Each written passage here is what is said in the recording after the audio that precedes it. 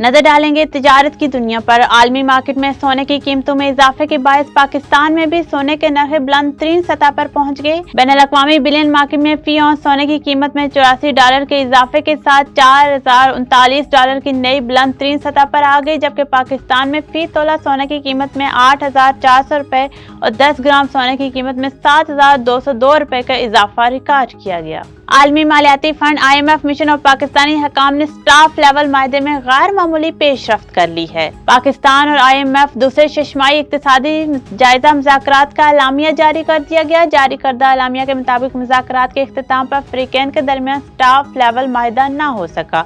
IMF mission सरबराह का कहना था कि पाकिस्तान ने कई शोबों में नुमायां पेशरफ्त की है। IMF ने कर्जा प्रोग्राम की शराइत पर अमल दरामद को मजबूत करार दे दिया। जर्मनी की मारूफ सनती और इंजीनियरिंग कंपनी ने पाकिस्तान में बड़ी फैक्ट्री लगाने का ऐलान कर दिया, जो मुल्क में जर्मनी की सबसे बड़ी बराह रास्त सरमायाकारी साबित होगी।